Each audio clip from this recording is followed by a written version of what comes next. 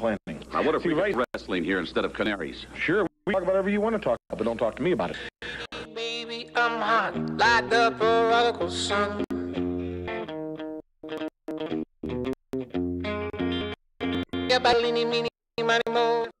To welcome, ladies and gentlemen, to the Wrestling News Pro podcast, the podcast for WWE fans. Here are your hosts, Michael Huff and Anthony Savina, who aren't the least bit British. They just love accents enough to pay for this voiceover.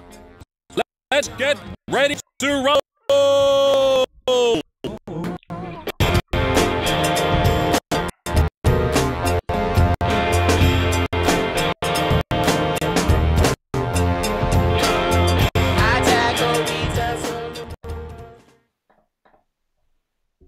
All right, everybody, welcome to Heel Turn Radio.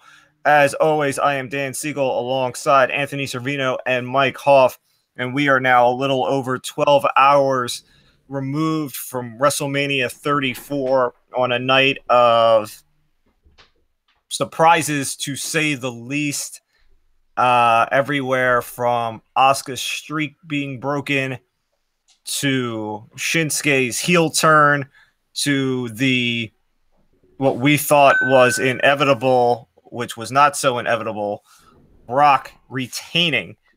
So I leave it to you boys.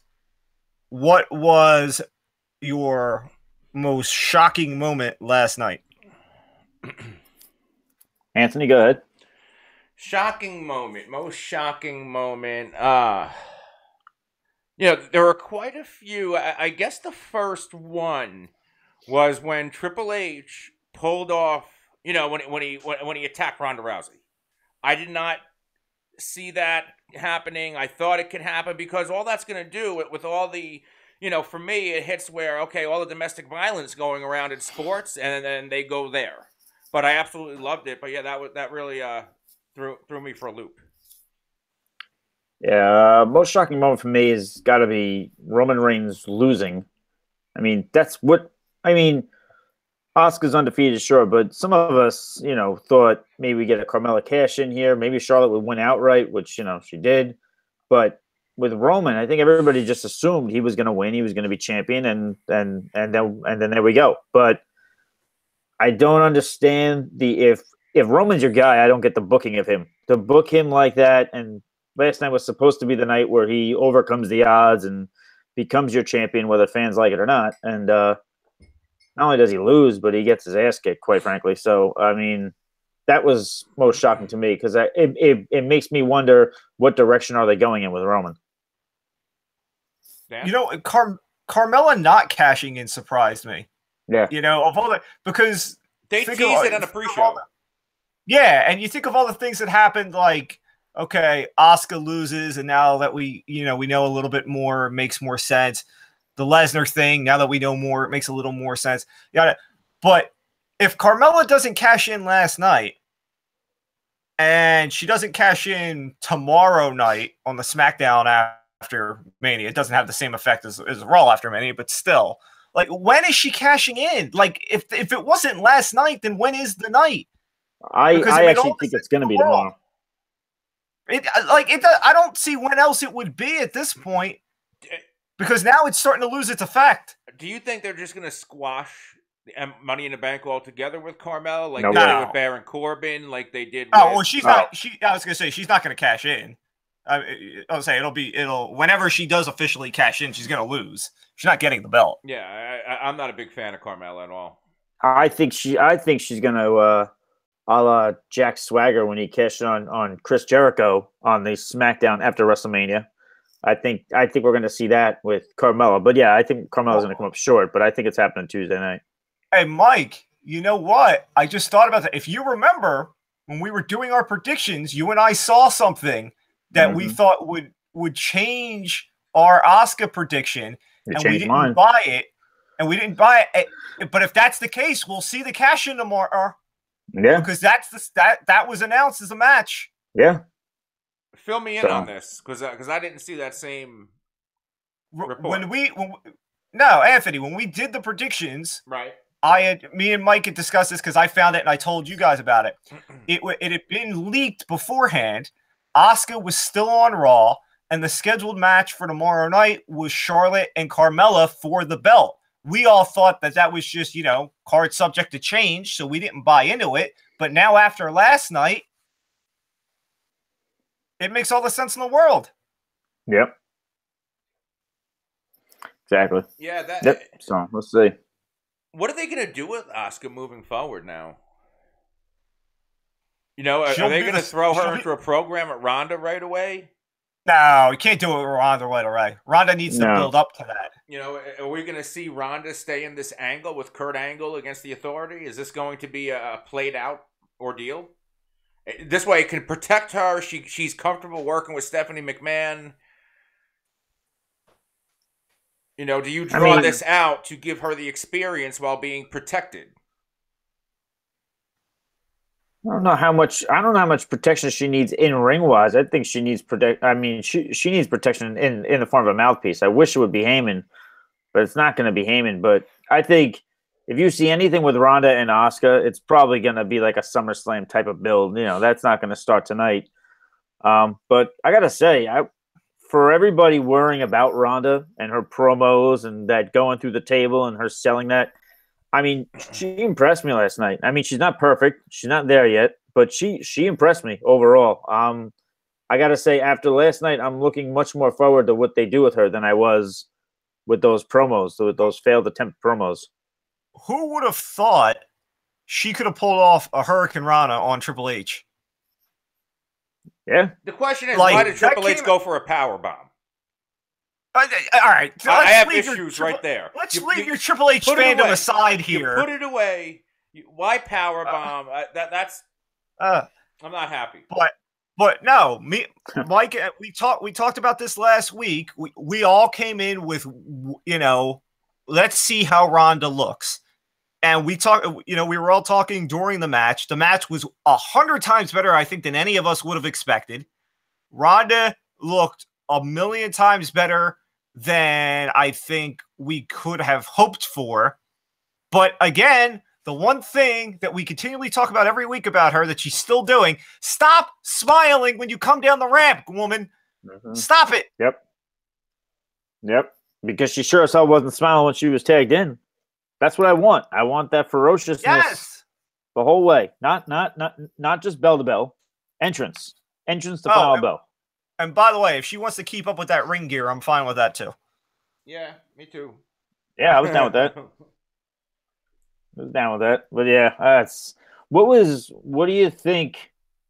We talked about what surprised you most. What do you think pissed you off the most about last night?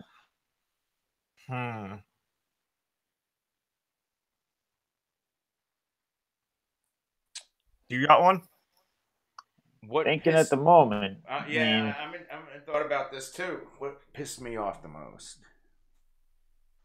Oh, well, actually, you know what? I got one. And it's on the kickoff show. It's on the kickoff show. Okay. Stop giving Naomi things. Stop it. Okay? We got the wannabe showdown with Bayley and Sasha, and they could have actually built off of it because you see Bayley with a little mini turn as she does, which Sasha's done to her for months. And then what do we happen? Oh, here's Naomi out of nowhere. Look, Naomi wins again. I don't care about Naomi. She looks like a damn light bright. Get her out of here. Wow. All right. Well, there you go.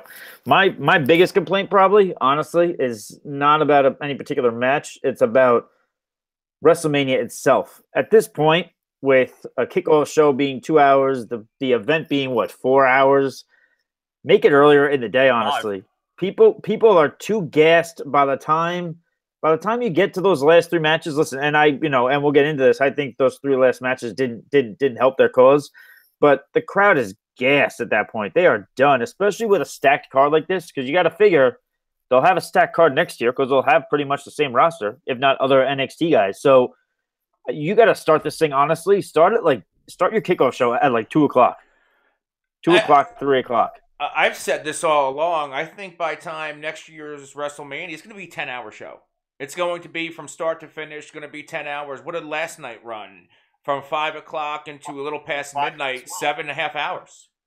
Yeah, it'll be a 10-hour show next year, if not next year, very soon. They better start early. I'm saying they should start this thing at like 3 o'clock, 2 o'clock, 3 o'clock with the kickoff show. Dan, do you have any thoughts on that? Or here's the thing. They're not going to change the actual pay-per-view time. Like, it's still going to be 7. So if you push the kickoff show back, then what? We're going to put more shows on the kickoff? I want more matches. If you're going to extend the kickoff show, I want more than the Battle Royal. I want more than the 2 Battle Royals. Well, and, even if they're lower card matches. Anthony, do you know why the Battle Royals were on the kickoff show and not the main card? Time. No, that's not the reason. Oh. If the bonus for being in the Battle Royal on the main card is $600 grand. On the kickoff show, it's $150. So everybody gets that? I don't know if it's everybody or the winner. I don't know to that effect, but I know that it's a steep drop off. Yeah, that makes all the sense in the world. Now, but quickly, Dan, back to your comment saying that they wouldn't change the time of the start of the show. Why wouldn't they? Is that just your thought, or is there an actual legit reason behind that? I just don't think that they, that they're going to shorten.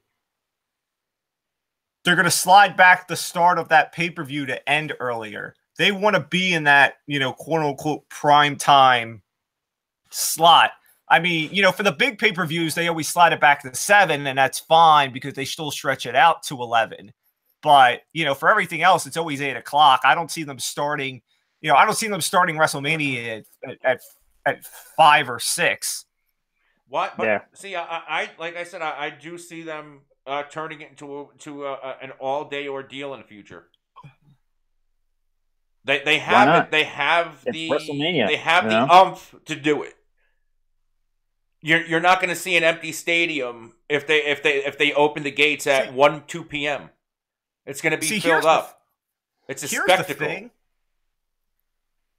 If you wanted to do, they could do it where start it at like noon or 1 o'clock and go through the whole day. But the ultimate way to do it takes something away, and I don't think that would be ideal. What gets taken away? If you took TakeOver from Saturday night and did it to kick off WrestleMania Day, you could run that all the way through. But then that takes away, like, TakeOver is an event in itself. I think it would dilute it if you started it, to kick off WrestleMania Day. I'm trying to think of any way you can do this, and the only other way, would anybody be opposed of seeing more like celebrity interaction or musical acts in a pre-show? No. Yes. Where like, Kid Rock, maybe he should perform a couple sets in the pre-show in between the Battle Royals, just, to fill that airtime. Why not? No. They're there. My whole main thing is, listen, if you want to take the pay-per-view to 11, if that's your goal, then fine. Then start a little bit. I just think they're doing their last matches kind of a disservice. Listen, people didn't want to see Roman and Brock anyway, so that was going to be an issue anyway. The crowd was going to be hostile anyway. But I honestly I saw people on Twitter just throwing out tweets saying, is anybody else just absolutely exhausted right now? It's, well, that's my whole point is I think they do their main event a disservice by putting it on at, around 11:30 at night. No, Mike, I'll give you that. If you're like last night, I would have been perfectly fine with you sliding it back to 6 to end at 11, because I was sitting there at 10:45 and I'm like, there's still 4 matches left. We're not ending at 11. Me too. And I'm like, and it like, did I miss the boat? Like, did somebody say this is going to midnight and nobody told me? Like, so in that case, sure, I'm fine with sliding back for you to finish at 11. But I just, I said, I don't foresee a situation in which you can start it, at noon or 1 and get all the way to 11. No, I was saying like you should start around like 3 or 4. So in that case, if we're ending it at 11, then we're starting it at 4, because you figure 4 to 6 is your kickoff show, and then we're off. Yeah, I would say that would have worked last night. I think it's something worth looking into. I mean, listen, they're not going to listen to this podcast, so they're not going to whatever. But I just think it's something. I don't understand why not. Yeah, really, for sure. But especially creative, they should definitely listen to this podcast. So, what did you guys think of the first match? I was surprised it was the first match. That's for sure. Yeah. Certainly caught me off guard. As far as outcome, obviously, I wasn't surprised. I was the only one that picked Seth. Yeah, that's true. Yeah, I'm shocked by the outcome. I thought they were going to have the Miz hang on to the belt a little bit longer, and it brings up the question, is Miz going to get that push that Mike was talking about a few shows ago? So I know, Mike, you were talking about, like, the Miz, he could be making a main event push, and could this be it? He drops the belt, and he's going to get catapulted. Because you could very easily replace the Miz with somebody like, if Rey Mysterio was here, or even Samoa Joe, and throw him an Intercontinental Championship, and you elevate the Miz. I think, and I think putting the Miz, but I like the idea of putting the Miz in the Universal title picture had Brock drop the belt. Brock didn't drop the belt. I don't see the Miz and Brock Lesnar being a believable match, Like, I don't see, imagine Brock Lesnar throwing the Miz around like that. Yeah. Last night. Like Nia Jax did to Alexa or to Mickie James. But at the same time, imagine Roman had won last night. We've seen the Roman and Miz feud. I can buy that now. I can buy that. That's a legitimate thing. So I'd love for him to be in the title picture, but now that Brock's champion, I don't know. But I think ultimately this is probably give the Miz a week or two off TV. Let him go hang out with the baby. Do you and get back to it? Do you think because he sent Mizdouraj to the back that and they teased it before a couple of weeks ago? Do you think we're seeing that split? I did think about that when he called them back, and I thought, you know what? If he loses this match, this is ideal for him on Monday night to blame it on him, because that's what a heel would do. Blame shifting, It's not my fault. It's your fault. You guys didn't come out and help me. So I did think of that, and I think that could be a realistic thing. But yet again, as we talked about before, yet again, Finn just out there in the middle, just not really doing much of anything, just being another piece on the card. They're wasting Finn Balor. Finn is in the albatross that Seth had been in before last night, where he comes back from injury, having done all that pre-injury, and they don't know how to reinsert him. Here's the thing. Okay, okay, and again, creative should listen to this podcast. Mm-hmm. We had the Shinsuke turn last night. Turn Finn. Let Finn be a heel, and let's get the WWE version of Bullet Club in here, and let them run roughshod. Okay, they did it for a few weeks. Just turn it and let it go. That's what people would want to see anyway. Well, I think Vince doesn't like factions, from what I understand. But I think 100% Finn should just be heel. But at the same time, if they're going to do this whole crusade where Finn is saying that Balor Club is for everyone, it's not really realistic to then turn him heel. By the way, that reminds me.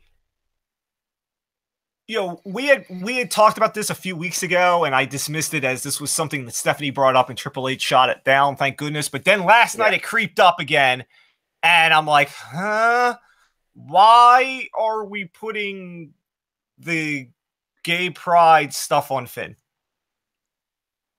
If anything, I don't think they're ultimately going to make the hell out of gay. me. I don't think they're going to make him gay like the report had suggested. Like, I don't think they're going to make him a homosexual on screen. I just think that they're going to say that, Balor is, leading this charge, that, Balor Club's for everybody, equality, everybody gets a share, everybody's happy. I just think that while his character may not be a homosexual, he could still kind of spearhead that sort of agenda to appeal. So I think that could be what we're looking at. Or maybe that was just a WrestleMania entrance to just make a statement. I think obviously kind of next like couple weeks of Raw will the tell us. NFL wearing the pink cleats. Right. Maybe that was just a one-time, like, hey, this is. I mean, it's for everybody. No, nobody should be surprised. I mean, I don't know why there's all this, about an LGPD, or I'm sorry, I'm misspeaking the letters here, but Goldust and even Gorgeous George, they both played homosexual characters, no? To an extent, yeah. I mean, I don't think they didn't go to the whole extent, but I think they led you to believe. Yeah. Now, they were what they were to start, and that's how they were built. Finn just doesn't fit the mold. That's all I'm saying. Just to interrupt the Finn talk, I know we're jumping around like crazy here, but did anybody see the report about Brock and Vince getting into an argument? Yes, I did just now. I would say you just took my thunder. Yeah, I was going to read it now because I was going to read it because I have the report right here. If you want me to just read it out. Yeah, I would say I've got it too. Go ahead. According to a report at ProWrestlingSheet.com, Vince McMahon and Brock Lesnar got into a verbal altercation after the conclusion of the main event at WrestleMania. While details are unknown, the report says that Lesnar was livid after returning backstage, which did not sit well with McMahon. They further state that Lesnar proceeded to then throw his Universal title belt at either McMahon or directly at the wall before walking away. Let me see this. There's Wrestle Votes on Twitter. They said a related story saying that Brock had words with people backstage after the match, but it did not get physical as others stepped in to ensure that the situation didn't escalate.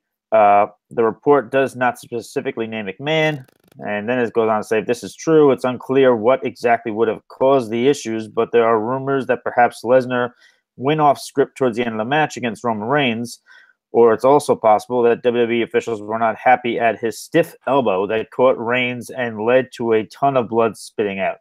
Now, that, if you remember back at the SummerSlam when Brock had hit Orton,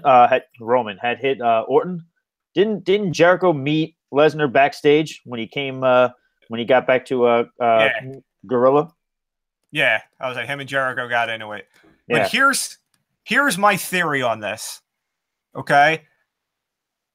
And we were going to get into this, but since we're talking about it, we'll get into it now. Yeah. Dana White, when he said Brock was coming back to UFC, said he's coming, but I don't know when. That was our first clue. And throughout the weekend, Brock and Vince had been having negotiations that would keep Brock on WWE past last night. Brock wanted certain concessions before he signed off on that. One of those being that he retained last night. Obviously, we can assume based off of last night that an agreement's been made and we'll see him beyond, which again, we'll get to. Here is my theory. The concession was I retain. Vince signs off on that, but they don't necessarily maybe agree or come to an understanding beforehand on just what that means.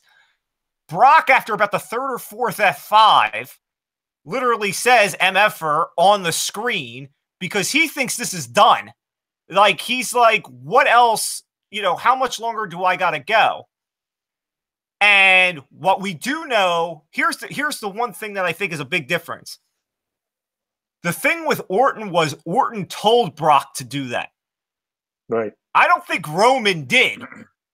I think Brock very easily went off script. I think Brock said, you know what? You want to build him up? That's fine. I'm going to bloody him up. Well, McMahon's his own worst enemy then in that particular case, because he basically enables Brock to do these sorts of things. Because really, it's almost like when Roman was saying, during his promos on Raw, what kind of punishment is there for Lesnar? What's really going to happen to Lesnar because of this? What, are they going to make him drop the belt? Of course not. He's going to keep the belt, and he'll probably move on to Bobby Lashley, which we'll get to. But I just, it's almost like if you raise your kids a certain way, then you would expect them to act the way that you raise them. You basically enable people to do things, and I think he's probably not going to see any punishment for this. And just a side note, Brock Lesnar is 62 days away from beating CM Punk's record as longest reigning world champ of the modern era. Say what you want about Punk, man, but that guy defended the belt left and right all the time. I can't. Whatever. I wish the belt was on Raw regularly and not necessarily in Reigns' hands. No. I was gonna say I don't know if he'll necessarily break that. 62 days away. I like how, and I was saying this off air, I like how they are representing the Universal title now, that it's not on TV every week. It's not being defended, and it's not changing hands every other day. I think it puts more, almost like how the UFC or boxing, their titles aren't defended every show. That's an attraction. That's a draw, and that's what you want the champion and the championship to be. Yeah, I mean, Dan, you just said, what you were saying that the 62 days that might not happen, that he might not make it 62 days, because we might not even see this guy wrestle in another 62 days. I think no. Here's the thing. I think it's possible he drops it tonight. To who? To Bobby Lashley. You think of returning Bobby Lashley challenging him tonight, and Lesnar actually gives him the match? Well, I don't. All right, here's the thing. Okay, and Mike, you already know this. Okay, it's come out this morning that beforehand, 2 months ago, the report was that Lashley and Brock were supposed to have a confrontation tonight that basically would have sent Brock off TV. That was supposedly scrapped because Brock wasn't supposed to be on TV. Now that we have this new thing in place, the story here is that we're going to get Brock and Lashley for the main event at SummerSlam. You could easily have Lashley come in here tonight, do the bit, get it work it in some way where Lashley gets the belt, and then carry that for a few months so you take it off Brock. Yeah. You can still do that same segment and have the belt move.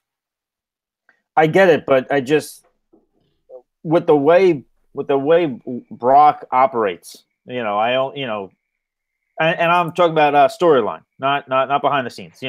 He only defends his title at these big events. So all of a sudden, what, he's going to defend it at the Raw after Mania? Why would he feel compelled to do that? I get what you're saying. But I'm just saying, how do you logistically do that on WWE programming when Brock's whole thing is that you'll be lucky if I show up to Raw, much less wrestle on Raw. They could work in with this with this report. They could work it in. That could be the quote unquote punishment. Right. I mean, they could do whatever. But going back to the match last night and this whole thing, when you said this is Vince's fault with Brock. This whole thing is Vince's fault. Look at that match last night. Okay? Okay, Brock, you win, but in the meantime, I've still got to let Roman look like this freaking insurmountable force. And for what? He's not even going to be in the title picture after this. Right. So why are we building him up? For what? Because he's Brock Lesnar, and Brock Lesnar is eventually going to come back. No, I'm talking about Roman. Again, like I said at the start of the show, the whole thing to me was you figured that this WrestleMania, with the way each Raw went, the assumption must have been that this was going to be where Roman would prevail, where Roman would, the odds were stacked against him. He was getting his ass handed to him left and right on Raw. Now was the time for him to overcome. And to be honest, yeah, and this is Vince's fault, because now what are we doing with Roman? What I'm wondering, is this WWE kind of acknowledging one of two things? Braun is clearly the fan favorite. So do you put all your muscle behind Braun now? Or if they're shooting for this, there's that report out there that now next year they're shooting for a WrestleMania main event of being Charlotte versus Ronda. Is there maybe that notion that we don't need to spearhead one man to lead the company, because now we have this evolving women's roster? You know what? I just don't know what they do with Roman. I don't know what that means. Pre-WrestleMania, we talked about this, and I said I didn't see it. But if there was ever a time, if you wanted to do it, now is the time. After everything that happened last night and how this match had been built up and the expectation Roman would win and he didn't and all this, if there was ever a time if you wanted to turn him, now is it. Yeah. Yep. Yeah. It's certainly in place. And do what with him? You turn him and then do what? What? Then where is Roman Reigns? He's a heel. He's a heel.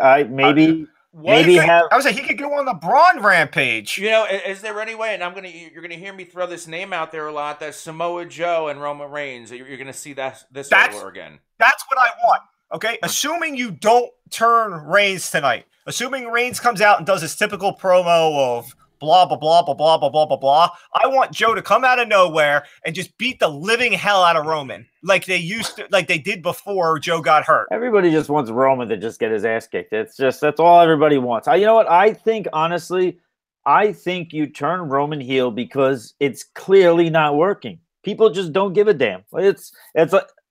It's like Dan just said. I hope Joe comes out and kicks his ass. Everybody hopes that somebody comes out and kicks Roman's ass. I think what you do now, I think you make Roman heel. You have to put Dan, this kind of bleeds into what you were saying to me. Say Lashley comes back tonight. Let's say they have the match. Let's say Lashley wins the belt. Brock is off TV until SummerSlam, until the summertime. Why not make Roman heel then?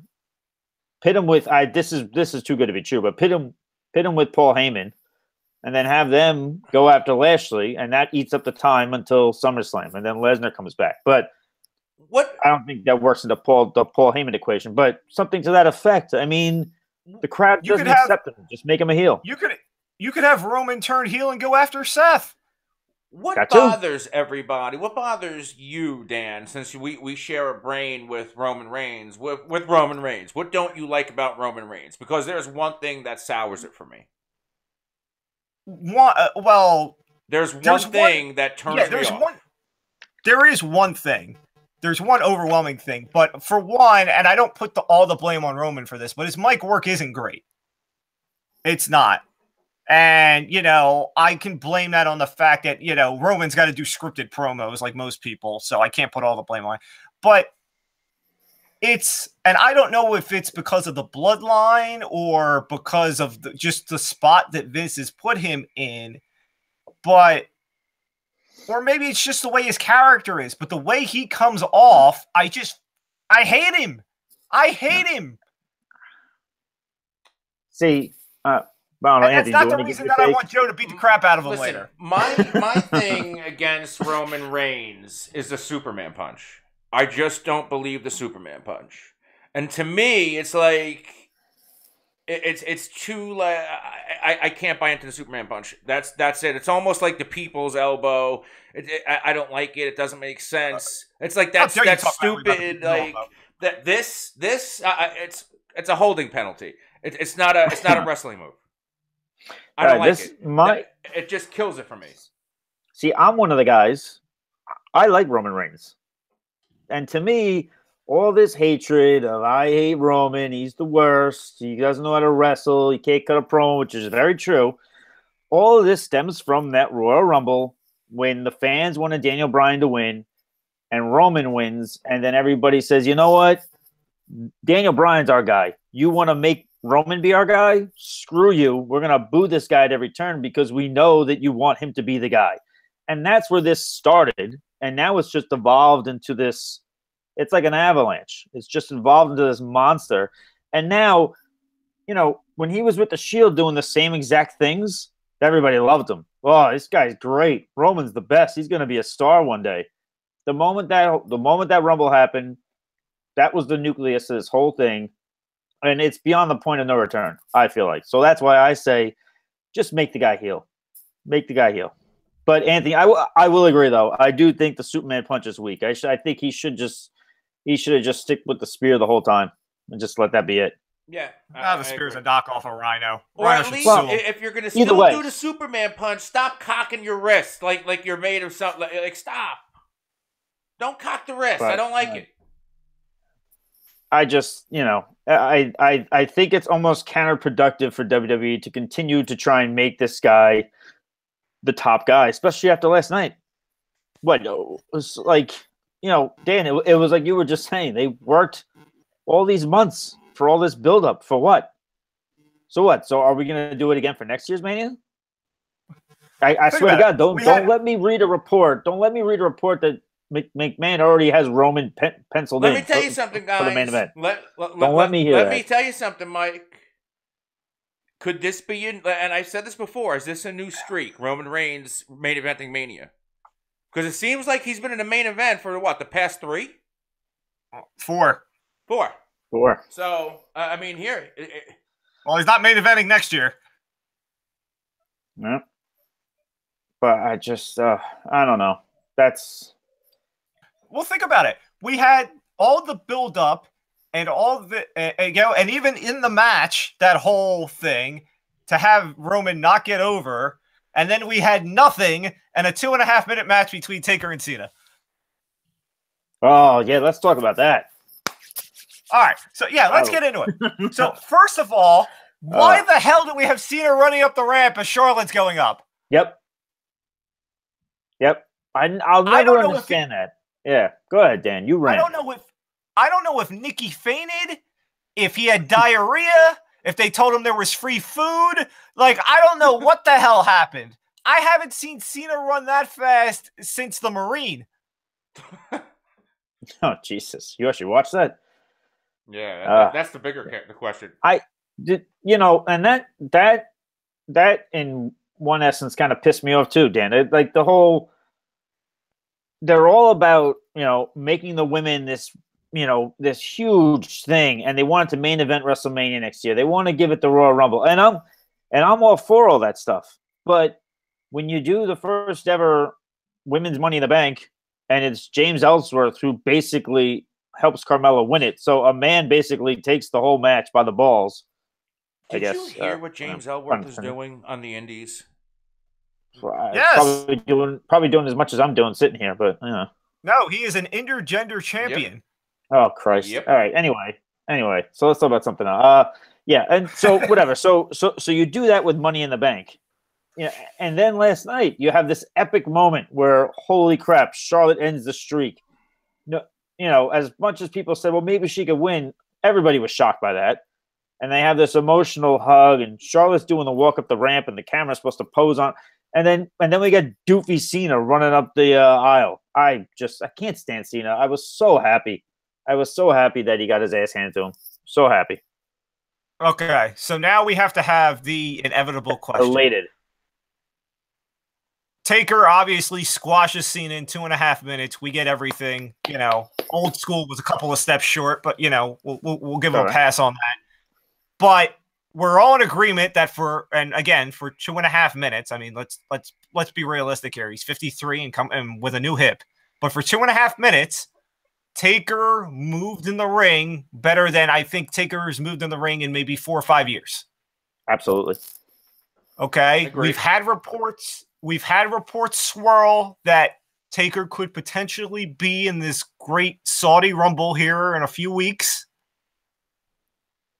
Do we see Taker beyond WrestleMania now? I certainly want to see it. The fact that, the past few Manias when Undertaker would leave, it looked like he was going to fall apart. It looked like he wasn't going to make it back up the entrance ramp. And the fact that he's moving around, he looks good. He looks like he's in great shape. Yeah, I would love to see an extended run from The Undertaker. As long as the matches can remain quality. Well, here's the thing.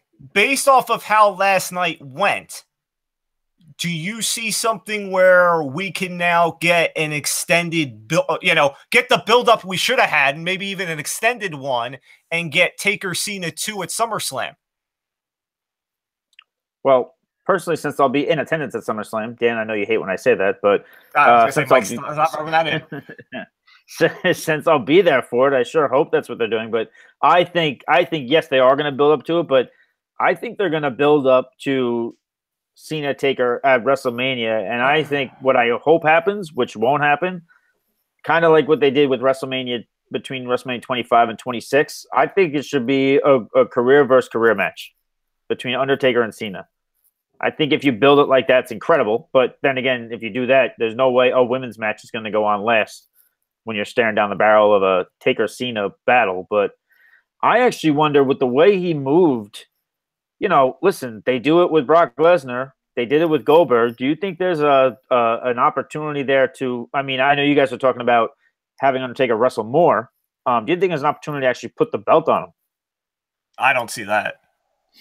Nah. I mean, they do it with guys like Goldberg. People would love it. People would love it, obviously, Yeah. but I don't foresee that. I mean, yeah, he could go on a Brock-style run, but Right. I'm tepid at the idea that we're even going to see him wrestle more than a one-off here and there, let alone, hey, let's put a belt on him. I'll tell you, if they're going to extend the Cena Taker, man, I'm telling you, I think Cena's going to turn. I think if there's going to be an extended run for The Undertaker and it's going to be with John Cena, I think Cena's going to turn. I don't know if he necessarily full-fledged turns, but I get what you're saying, Anthony. I mean, he would definitely have to play the heelish role in that feud. Absolutely. Yes. Because, and by the way, the crowd just won't take Undertaker as a heel. They just won't at this point.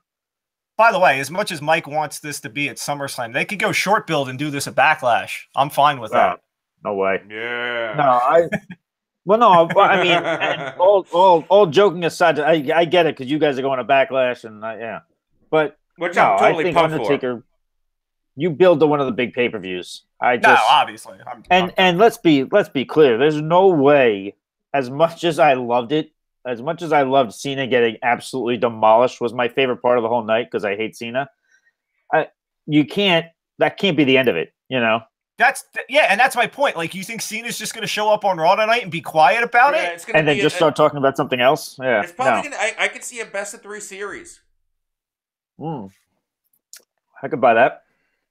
You kind of have to go best of 3 because they extended to SummerSlam, and if Taker wins, you can end it. If Cena wins, you have to go best of 3.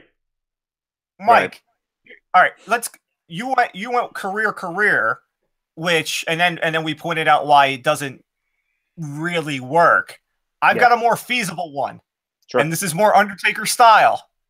Okay, give me the casket. All right, I'll do it. I'm down with that. Let's go back. Let's go Origins. Let's go, especially whenever Taker had somebody at this level in a match, we always brought out the casket. Hell, we saw a casket for Brock when Brock broke the streak, even though it wasn't a casket match. Yeah. Bring back the casket. Now, all joking aside about people in attendance for what pay-per-views, but people talking about who's in attendance for what pay-per-views. Do you, Dan, I'll forward this to you. Do you think we're going to see Undertaker before WrestleMania? I think it's... I'm saying in a wrestling capacity, of course.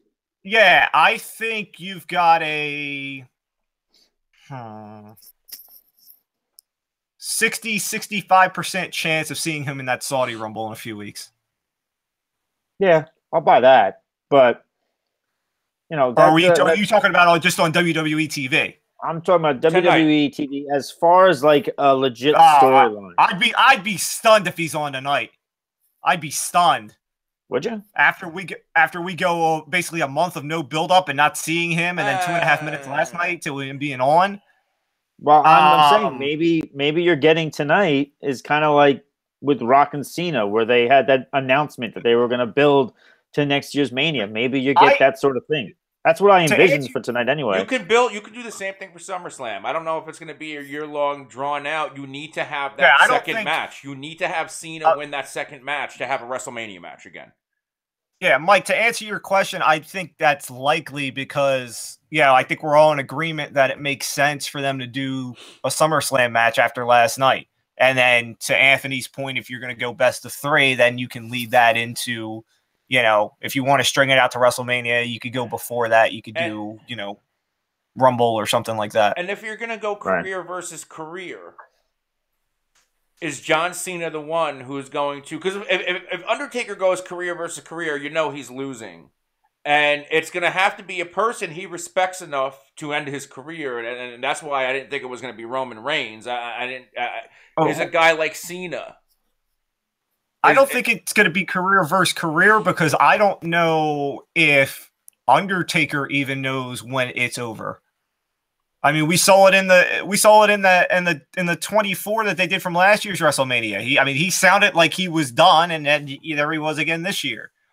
And there's no way he's done now. He moved too well. But let's not forget we had a career versus career match at WrestleMania 7 when it was Macho Man and Warrior. And I mean, although Macho Man lost, he was back wrestling for the belt the next year. So I mean, WWE. Let's not forget this is a soap opera. Nothing ever happens.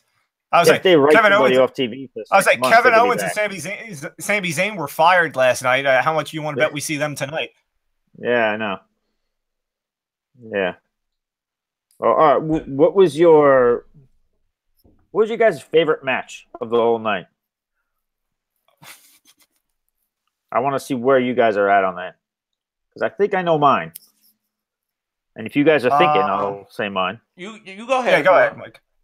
My favorite match was Ronda and Kurt against Triple H and Stephanie. That was my favorite match of the whole night. Except for the fact that we could hear Triple H calling for spine busters and calling for everything else. But yeah, besides that, I'll put that more. It's probably more an angle, if you ask me. Of course, no, stop. Of course you would.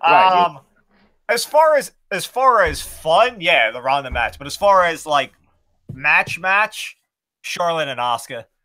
I mean, that had so much. I mean, the same way that Styles and Nakamura did, it had so much build-up behind it. And I think not only did it live up, but then for Charlotte to break the streak, which I don't think a lot of people saw coming, I'll give it that. Because here, let me do this, okay? And I'm in the minority on this. Styles Nakamura, it was solid. It was underwhelming, right? Didn't you expect more? But it wasn't. I expected more. It wasn't what I was looking for more. Well, I think the whole point of us I got that too, that it feels like they didn't give us everything that they had. But I think the whole reason for that is the whole Nakamura turn was the fact that now we're going to get more matches. Now that whole idea that I had of Styles going to Raw, that's not happening now. You're talking about that could be another 2 pay-per-views that these two can go at it. Well, we don't know when that shakeup's happening either. Yeah, we're just assuming because it happened at the last year's Mania that it will happen again. Maybe they hold it off until SummerSlam. Who knows? Yeah, I think this one's going to be later. Yeah, it could be. I think we should poll this. What was the match of the night? Because I'm with you with the Triple H. I wasn't a huge fan of the entrance, but Triple H match was the match of the night. No, but that match gave us everything. That By the way, Anthony literally had me hanging on because there were so many near falls. There were so many close calls. The women, Ronda Rousey and Stephanie, they were taking bumps. And the biggest thing, I pointed this out to my wife in the morning. She fell asleep for the middle chunk of the card. You see the highlights of Ronda Rousey going at Stephanie in the corner. And she wasn't, it didn't look like she was full on hitting Stephanie. Triple H could take the shots of Ronda Rousey because he's built like one of those punching dummies. She was going all in, hitting Triple H. That was real connected, MMA style hits. I absolutely was all over that. But you could see the difference that they were really trying to get Ronda over and make her look good and bring out her UFC technique. And like I said, Triple H got the brunt of it, and I loved everything except the finish. Anthony also thought that the Triple H entrance was good. It was good. It was better than last year, but I don't like the motorcycles. Triple H used to be like what they did for Charlotte. That's a Triple H entrance. I'll tell you what. When I saw them come out on the motorcycles, I was like, I swear to God, if this is a prelude to American Badass Taker. Yeah. They were, dude, these motorcycles, I'm actually watching it now. I'm actually watching They're now. not even real motorcycles. I have their entrance on right now on the side screen here. Oh, that's they're real. riding they're riding like when you go to Disney World and then you see the old people that are on the motorized carts. That's what they look like. They look like they were on really badass motorized scooters. Triple H is getting that in. It's just whatever. But I still think that's match of the night for me. Honestly, just for me personally, it's mostly just because, again, like I mentioned at the beginning of the show, with all the scrutiny on how Ronda was handling the promos, and yes, obviously I understand that with her doing well in the ring, she still needs to cut a promo. She's not out of the woods, but the concern everybody had for her to perform the way that she did, I enjoyed that match a lot. They need to book Ronda Rousey almost like a Ken Shamrock, where she snaps, because she comes in smiling, but then once the bell rings, she's an animal. She's tenacious. So why not have her in that role where she just can snap? And instead of or Bob Backlund with the crossface chicken wing. Well, no, Ronda's gonna put you in an arm lock, whatever that's called. That's what you do with Ronda Rousey. She comes in smiling, and then the bell rings, and she turns into a tenacious animal. Just wanted to stop smiling anyway, but I could buy that scenario. I could buy that. Stop smiling.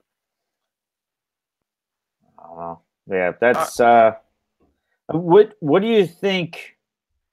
I mean, do you guys think? I mean, we kind of talked about this earlier, but do you think they continue this feud with the Authority, or do you think Ronda starts to go out on her own? And if she does, who's first for her? You think they put her with some cheesy, Dana Brooke, or do you think we actually see something of some substance? Maybe she goes after Nia Jax. What the hell? Give me a heel turn. Let her go after Nia Jax. Anyway, never mind. I don't think they put her in the title picture yet. And based off of everything we've heard to this point, a one-off with Steph doesn't make sense. This has to continue, right? I mean, the whole idea was we want to make this feud be, the second coming. So how is this a one-off? And since when does Triple H and Steph lose and not come with something? I mean, remember the last time Triple H took a big loss at WrestleMania? Okay, the next night we got the Seth heel turn. Yeah. Well, the only thing I was going to say is, I mean, and I'll ask this to both of you. I mean, and yeah, I've heard that this whole goal, this whole thing was to get Stephanie over and for it to be reminiscent of the Vince and Stone Cold thing. But I mean, was anybody, and I guess nobody legitimately bought the idea of Vince wrestling Stone Cold, but does anybody legitimately buy into Stephanie going one-on-one with Ronda without any kind of mixed tag? Yes. Okay. Steph is easily the most talented of the McMahons in the ring. She's also built, she's big, she's tall, she's powerful, and that brings a good matchup with Ronda Rousey. Dan? I mean, Stephanie McMahon really impressed me last night. Steph got thrown around like a rag doll. You don't think she worked probably the best match of her career? But that's not the... Mike's question was, do you believe that Steph can match up with Ronda realistically? Can anybody match up with Ronda realistically except Misha Tate? In WWE, we'll get the eventual... It's her ring. They make the rules. So, yes, you can. All right. Anthony's buying in. All right. That was my question. Anthony buys into anything that's got Triple H involved, so it's not hard. All right, let's go to the Daniel Bryan match, because we haven't talked about that, and we got Daniel Bryan's return. And my God, it was so reminiscent of the last time Daniel Bryan was here, because for the first 20 minutes, Daniel Bryan was dead. Stop it. Yeah, I don't know. Shane just came off of surgery, and he got killed. He had to have been completely medically cleared to be able to take the shots that he was taking. There was no way that he was like on the apron. Oh, that well, was his first real bump back. Yeah, but I mean, as far as Shane being out there taking the bumps that he was taking, I'm more than positive that he had to have been medically cleared left and right. I don't think he would have gone up to Vince and said, "I don't know, this umbilical hernia has really jammed me up." Oh, well, all right, Shane, get out there, buddy. You know. So, but I don't know. I don't. With the way people were hyped for Daniel Bryan's return, and justifiably so, to have him be dead for 20 minutes, like you mentioned, Dan. Yeah, it was. It was kind of a buzzkill. I was you really saw nothing from Daniel Bryan last night. Yeah. And now, do you think that was kind of a product of maybe they want to baby him and kind of ease him in? They're petrified of him taking a bad bump besides the power bombs on the apron, which he's now done twice. That was the conversation we had last week. Was my concern was, originally we thought Shane was there to take the bumps, so Daniel didn't have to. And then with everything that Shane had been through, I was like, well, maybe Daniel's going to have to do it now. And it went back to exactly what I thought. But the thing was that you didn't have to do it the way you did. Okay, you could have had it where Kevin and Sami just control the match for a while and work over Shane while he's on the apron. We don't have to make him look like a dead troll on the outside of the ring. Yeah. I think the better question is now that we've gotten through that match and there was no Shane heel turn like everybody kept talking about. Right. Okay. We were all of the idea that maybe not tomorrow, but in the near future, he's going to move away from that GM role and become just a wrestler. So who is that first feud? Because they don't have necessarily anybody built in ready to go on SmackDown. Kevin and Sami aren't there. The Miz is on Raw. There's nobody built in ready to go. What are they doing with Rey Mysterio if he truly is signed? I hate Rey Mysterio. I'm not a Rey Mysterio fan. But... I have a theory for Rey Mysterio. Okay. You want to inject some life into freaking 205 Live because nobody cares about the cruiserweights and nobody cared about that. I'm still not going to care about it. Rey Mysterio is not making that difference. No, I'm not. But guess what? If Rey Mysterio comes out, and first of all, Rey Mysterio is not medically cleared, so he can't get in any sort of real altercation tonight. But if Cedric comes out and does some stupid promo and Rey Mysterio comes out and issues a challenge, you'll get more eyeballs on 205 Live than you did before. Booyaka, booyaka. I would. Oh God, I can't stand Rey Mysterio. But why are we putting Rey Mysterio at 205 when he has a career in the main card? Enzo was on the main card. He went to 205. Yeah, but Rey Mysterio was a champion. Was a world champion. He's still a lucha. Come on. Big difference, though. He was the only lucha to really do it at the main event level. And I don't like Rey Mysterio, but you cannot demote him like that. That washes away the rest of his career. No, it doesn't. He's not even going to be on WWE full time. He bought whatever that wrestling promotion is. I can't see it. I wouldn't want to see it. Especially because I'm not a fan of 205 Live or the Cruiserweight division. Well, I'm just saying, okay, none of us are a huge Mysterio fan here, but what else are we, like, where else is he going to fit? No, I get what you're saying, Dan, but I also get what Anthony's saying. Yes, I think 205 Live would be a great spot to put Rey Mysterio because for some people, except for the three guys that are in this podcast right now, those other people would be interested. Us three, we could still care less about 205. You want to know what gets me to care about 205 Live? Is putting Neville back there. That's what gets me to care. Matter of fact, don't even put Neville on there. Just put him on the main roster. Put him on the main roster. You know what would get me to care about 205 Live? When you tell me it's canceled. Yep. I'll read that article. I'll tune into that report. Oh, boy. All right. Yeah, so there you go. But I get what both of you were saying. I think it would sort of help the brand, but only for a little while. It just gives them more borrowed time, to be honest with you. I think any productive move that 205 Live makes is, again, it's just buying them more time until ultimately Vince just says, screw this, I'm scrapping it. But, yeah. Wow. Actually, hey, Mike, this just popped in my head. Sure. As far as the Daniel Bryan feud is concerned, okay, and we're gonna move some shells around here, so stay with me. Sure. I know that Gargano won, and he's now got the NXT job back. Okay, but at Access, Daniel Bryan said that he wanted Gargano to lose so he could be on SmackDown. Do we just move him anyway? I think you could. I think you could. I think you definitely could. Or do we get an extended Gargano and Ciampa feud? I don't think we need to do that. I think the story was beautifully done the way it was from the start of their tag team to the story that they told in that match, which was fantastic. I think you could totally move Gargano now. Absolutely. Yep. I think you should have Ciampa remain in NXT and let him feud for the belt. Aleister Black now has it. You have a face with the title. Drew McIntyre made it clear that when he comes back that his focus isn't on the title.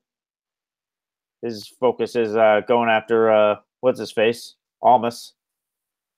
So, yeah, I would say have Ciampa feud with Black. Have Gargano go up. Focus is on Almas, then I guess McIntyre's coming to the main roster too. I'll take that too. God, that's man. It's a good time to be. I'll say this much: no matter how much creative screws up, it's a good time to be a wrestling fan with how stacked the roster is. Here's my follow up to you, because we have a lot of people who are potentially coming tonight, tomorrow, here in the next couple of weeks. Okay, Almas, Gargano, Authors of Pain. I can go down the list. Right. We have seen the success rate of NXT call-ups and how they've worked on the main roster. Mm-hmm. Are you concerned about what? About these guys staying afloat? Yeah, about these guys essentially getting lost in the shuffle? Well, I think with Almas getting moved up, I don't think he's going to have that problem, because I think Vince is going to put a lot behind him. That's going to be your answer to, the same reason why he kept hiring Alberto Del Rio after firing him for, being a prick. You don't have that problem with this kid, and you can market him that same way. So I don't think there's an issue with him potentially getting lost in the shuffle. I do worry about a guy like Gargano, though, only because, yes, us fans are like, holy crap, Gargano, he's going to put on fantastic matches. But if Vince doesn't buy into him, he's not going to get that push that we want, much like a Finn Balor. We just said before, they're wasting Finn Balor. Maybe they're going to waste Gargano. So with a Gargano type, yes, I'm worried. But Almas, no, not so much, because I think they're going to push him the right ways. After we saw the Bludgeon Brothers run through Usos and New Day last night, congratulations.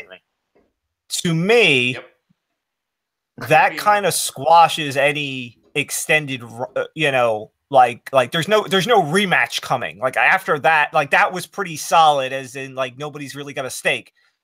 Give me Authors of Pain. You want Authors of Pain and the Bludgeon Brothers? It makes sense. Okay, I'm saying it'd be fantastic. You need somebody. We need somebody that we can realistically envision matching their power. Yep. Okay, and with Ellering at the helm, it even brings more validity to them. Creative. Listen, I love it. That old school vibe. Yeah. No, I am 1000% down with that move. Absolutely. Just one quick thing that kind of popped into my head. I know we said that, a superstar shakeup would maybe come later, not after this WrestleMania. Do you think maybe when you bring up the Authors of Pain and you're saying that the feud, as far as the Bludgeon Brothers with Usos and New Day, that's pretty much done just because of how handily they won. Do you think they just have superstars just switch shows and not really be like, this is a shakeup? They just switch it up just to... Because what are you going to do with the Usos and the New Day, Like, what are those guys going to do? Well, here's the other thing, too, and which is why I'm wondering when this shakeup's going to happen. Backlash, and they're selling it as a one-night only thing as far as, dual brand pay-per-view. But, but we know that they're going to start going back to dual brand pay-per-views because these one-offs don't work. So if you're going to do dual brand pay-per-views now, you can hold off the shakeup, and you don't necessarily have to worry about moving people around so much. Yeah, no, that's true. That's true. But yeah, but back to that though, I definitely buy into your authors of pain take. Absolutely. Is anybody sick of the New Day? Like Yes. one of the okay. Why would I be sick of the New Day? They had midgets. Yeah, but again, that's They're wasting Big E. I think Yes, Big E could survive as a mid carder. I think he could feud with Rusev. There's a lot you can do with Big E, and perhaps you keep the other two together. You keep Kofi and Xavier Woods. Well, here's the thing. I think that, and you're right. I think that New Day, from a team standpoint, is starting to get to that fizzle point. I don't, and here's the thing, and Mike, you've talked about this. You talk about it with Rusev, okay? As long as New Day's still churning out money, New Day will stay together. Right. But if they start to fizzle, then they're going to break up, and yeah, Big E is the logical guy to split. You could split them all up and send Xavier Woods to the 205. Ugh. Great. I got to go back to Kofi. Is he going to go back to the old Rasta? Intercontinental picture. And but that's kind of the problem here. And I just kind of with us talking about it, that's kind of the problem with breaking them up. If we break them up, they're better as a whole. That's what I'm saying, because we're all in agreement that yes, Big E could definitely survive on his own. If they break up, Kofi's just going to do some kind of cool jump thing each night on Raw or SmackDown. And we're going to say, wow, that was cool. And, Woods will get lost in the shuffle probably on 205 Live, which is like the abyss. Like maybe they're good together, but you know what? Maybe just have Go on. Maybe have Kofi and Woods focus more on the tag team end of things, and then maybe have Big E, go for singles titles, but still be New Day. Let's segue into you said they're better off on a team. That's the feeling I have about the Shield. I feel like Dean Ambrose is kind of just lost. He's better off in a team. What do you do with Dean Ambrose from here? Is there any way you see Roman and Dean join forces? I think the only reason why Dean is honestly lost right now, so to speak, is I think, obviously he's out, of course, but I think he's just run his course as far as being a face. I think there's some untapped potential in there as far as him being a heel. He could be a top heel on a show for sure. I think when he comes back, you make him heel. And that's what gives him that oomph that you're talking about, Anthony. So how do you turn him heel? He's got to jump. He's coming for Seth. Yeah, that's what I would imagine. That's exactly what I was going to say. You have him jump Seth at the most inopportune time. Maybe he causes Seth to lose the Intercontinental Championship before SummerSlam, and then you could just have not even for a title, because you don't need a title with them too. You could just build up a Ambrose heel against Seth Rollins, just a grudge match at SummerSlam. You could do that. And people would, I would buy into Ambrose. I would buy into Ambrose a lot more as a heel than as a face. Before he got hurt and the Shield reunion just never happened, the original idea was for the Shield to go for a few months and then Ambrose to be the guy to break it up this time. With that done, and with Rollins with the IC belt, the storyline is already built in. Ambrose had the belt. He got hurt. Now it's with Rollins. Friendship aside, he can come in. He can play that heel role. It works perfectly. It's already in place for him to just slide in when he's ready. Which we don't know. It could be as soon as tonight. They've been very quiet on him. Weird with Ambrose. He was supposed to be at Access. They pulled him. Like, we don't know if Ambrose is cleared, if he's had a setback. We don't know anything. But here's my thing. And and that's a good point that maybe he could show up tonight. But if Ambrose comes back, I need him to not come back and go with the story. Well, I had the Intercontinental belt. I lost it. You happen to have it. So therefore now I will fight you for it. I need him to screw over Seth Rollins. Yep. Even if Seth drops the title tonight, imagine. Because Ambrose comes in and gives him a dirty deeds. I need that exclamation point to I'm a heel now. Let's cut the foreplay. Let's not do this whole, I had the title, so now I'm going to fight you for it because you had it, but we're still cool. It just, this is just this sort of just happened by accident. I need a full-fledged turn from Dean. But yeah, I mean, but Dan, but you're right. I mean, they have been a little, coy about Ambrose, kind of. Yeah, they everything they've done else. like for the past week makes me think that he's close. Was there a reason why? Did they say a reason why they took him off Access, or was it just no? They never said anything. They just pulled him. Well, no, I was wondering if there was any backstage news, anything in the. No, that's the thing. It's been so quiet about it, and normally these things, leak out one way or another. But it's been so quiet that it just makes you tend to believe that, he could be popping up. Right. All right. Couple things here before we wrap up. Anthony, Saturday night, you in the words of Matt Hardy, you went into the lake of finding out what NXT is all about. You watched TakeOver, and you were the version to NXT coming into this, so I will let you have the floor and give us your thoughts on TakeOver. I enjoyed the show. My issue with NXT is it's not the show. I think I need to see more of it. I need to watch a little bit more of it before I can get totally on board and make it a part of my week.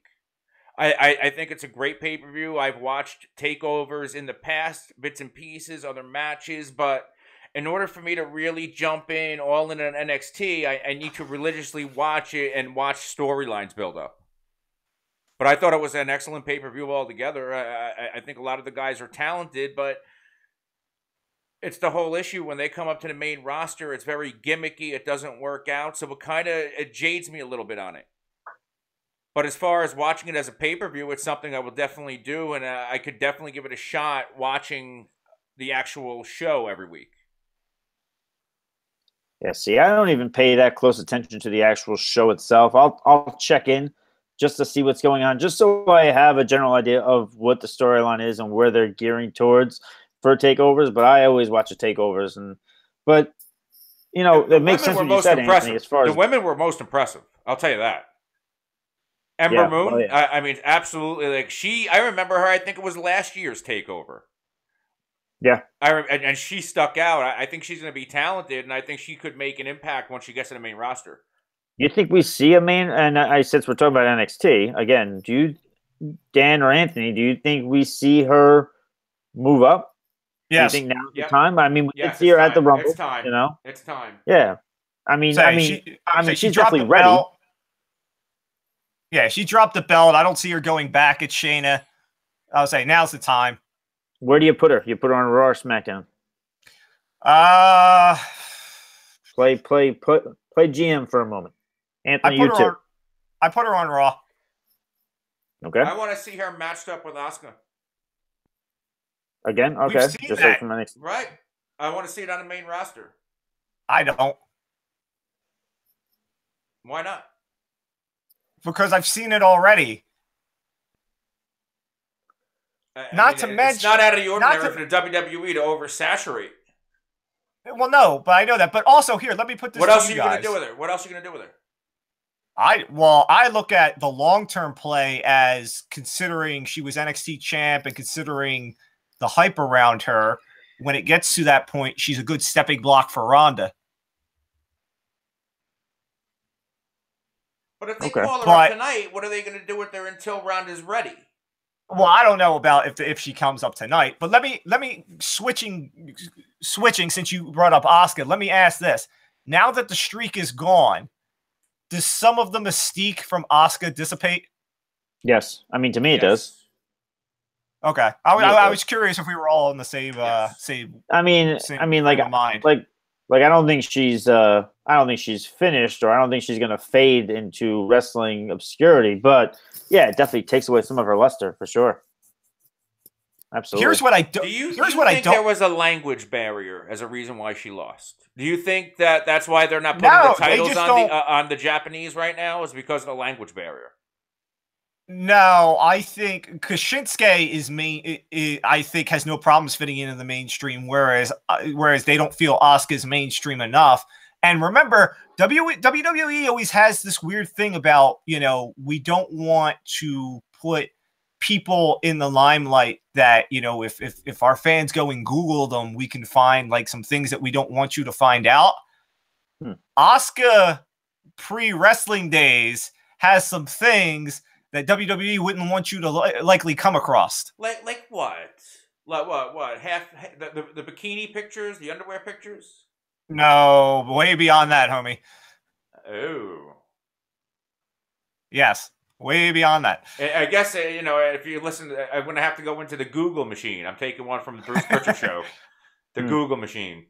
And look it up. As long as you don't mess up the Google machine like you did last night. Oh, with the Kathy Kelly? No, yeah. You say he's dating Kathy Kelly. And I'm like, really? Yeah, you might want to put WWE after those names. But all right. We're at the Raw after WrestleMania, which is, the biggest Raw of the year. These are when, there are some times that tonight is bigger than last night. Although if they happen to pull that off tonight, it would be impressive. So we've already talked about Bobby Lashley. We've talked about Rey Mysterio. We've talked about some potential NXT call-ups. Who else are we looking for to pop up tonight?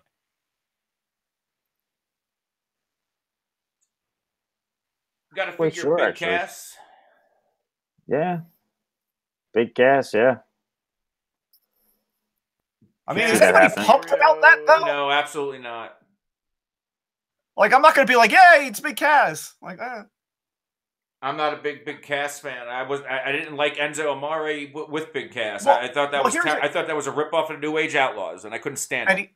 And here, let me bring this up too, just to play off of what you just said.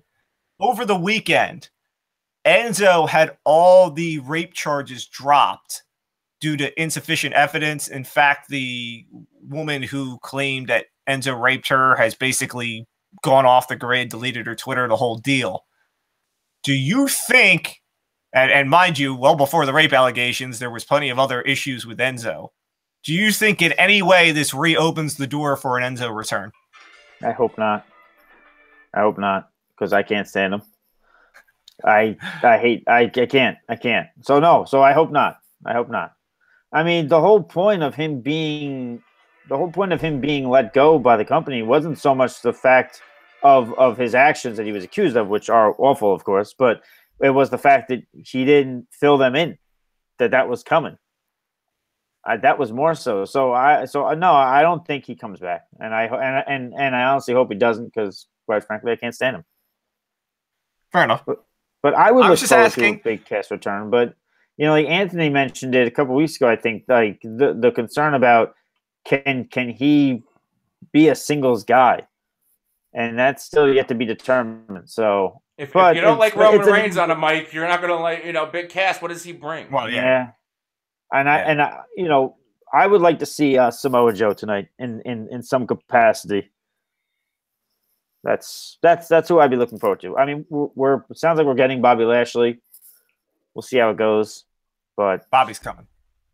I just wish, and I understand the whole Brock being a draw thing. I'm not disputing that fact. I just wish that the Universal Championship was on Raw every week. Hey, can I go with? I want to toss out probably a minority view. Oh, sure. Because we always we're going to get Jeff Jarrett in some capacity. I know Anthony doesn't like that, but we're going to get Jeff Jarrett in some capacity, probably a SmackDown general manager. There were talks beforehand, and then originally it was supposed to be with the Battle Royal last night, and obviously that didn't come to fruition. But we usually get something from the headliner of the Hall of Fame every year. In some sort of, Angle turned into GM and then went back to wrestling, whatever. And I know that we got the run before the Hall of Fame and everything, but he can come back. Give me more Goldberg. Stop. Yeah. My God. I mean, I can't. Yeah, I don't want it, but yeah, I know I'm in the minority with this one. Yeah. Yeah.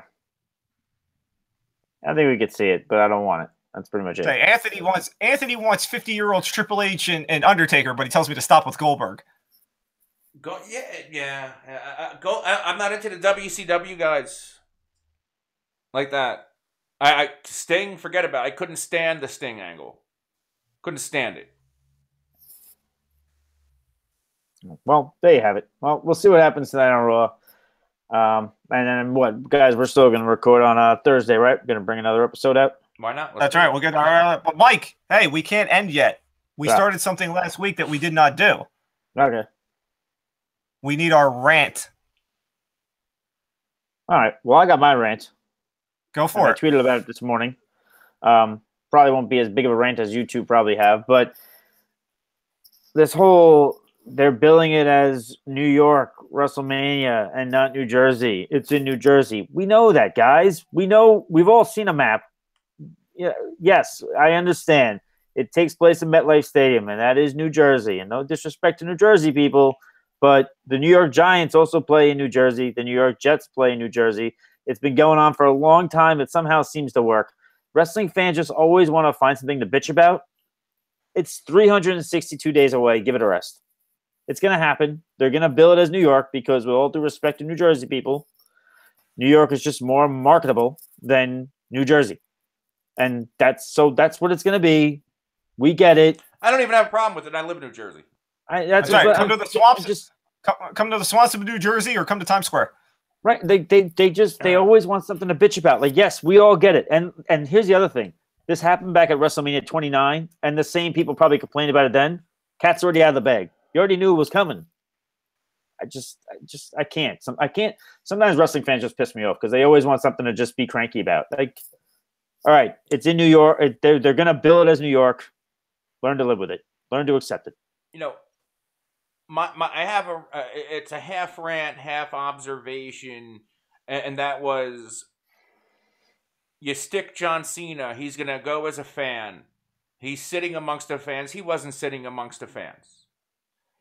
Why can't you put John Cena in the front row, surrounded, even if it's celebrities or whatever fans are sitting there? They had him by himself, blocked off. I didn't like that.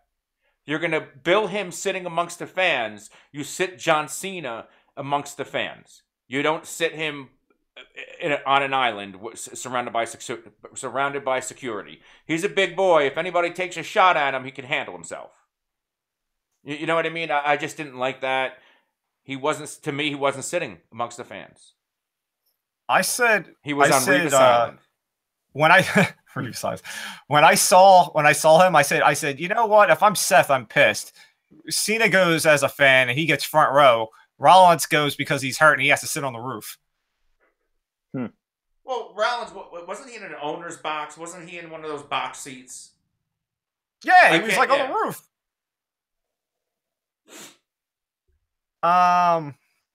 Let's see. Where do I want to go with my rant? All right. We didn't really talk about this, so I'll make it my rant. We all knew Braun's partner wasn't going to be anything of real substance. Okay, we talked about, I think Anthony brought up Big Cass. We brought up Rey Mysterio. We talked about Bray Wyatt. And even I had thought, they could have went with Alexa. All of those would have been better than what we turn out to find out is the son of one of the WWE referees, Nicholas, turning out to be Braun's partner. I don't know where they go from here. Okay, I mean, sure, Anthony has brought up the idea of, well, they could force him to get a real partner tonight, and that's very logical. But, I mean, come on. That's the best we could have came up with last night? After all that, we're just going to pick Nicholas, who, I'm going to be honest, before Braun said, "What's your name, son?" I wasn't sure it was a boy. Me too. Right. And, if I'm going to pick a kid out of the crowd, especially, something that's a work like that, could I at least have him look like he's excited and not scared to hell? Yes. And for the love of God, could they have let Sheamus hit him once? Bro, kick an 11-year-old? It's like something. It's the quickest hot me, tag in WWE history. To me, it's counterproductive in two ways. It's counterproductive because, I mean, one, you're basically embarrassing the entire tag team division by saying that your champions that were supposedly had gone through everyone and had no one left to beat lose to Braun Strowman and a 10-year-old kid. So how are you strengthening? First things first, how are you strengthening the tag team division? And now what? Now we're going from Braun being this unstoppable force. I dump over ambulances. I hold up cars while people are trying to drive away. But then, hey, look at me. I'm tag team partners with a 10-year-old. Look how much fun I am. Like, what are we doing? They're charging him. He's a fan favorite. Run with it. The Undertaker, he was a heel too at the start of his career. Anthony's and Anthony, to your point about, well, they'll make him pick a real tag partner tonight. Why would he? He'd be like, yo, I just won last night with a 10-year-old. Why do I need a real partner? Yeah, I don't know. Like I tweeted last night, I want to know. First of all, I don't think Nicholas provided any sort of urine samples or passed any wellness test before last night. That's a problem. And number two, does he need a permission slip to show up on Raw tonight? These are the hot topics that I have. I sure as hell hope he doesn't show up on Raw, but you know what? I think he's going to. Yeah, well, all right, very well. Nicholas versus Ellsworth. Oh, God. Help me. Anyway, all right. Well, yeah, there you go. All right, that's it for our WrestleMania reaction show, review show, however you guys want to put it. But as always, I was like, we'll be back on Thursday for the regular show. As always, hopefully we'll have some more stuff to recap better than WrestleMania. Sorry, but better than Nicholas. Yes, exactly. But you can always check out the site WrestlingNewsPro.com. If you missed any of the show, it'll be on thegruelingtruth.net. You can check it out there. So once again, for Anthony Servino and Michael Hoff, I am Dan Siegel, and this has been Heel Turn Radio. Cheers.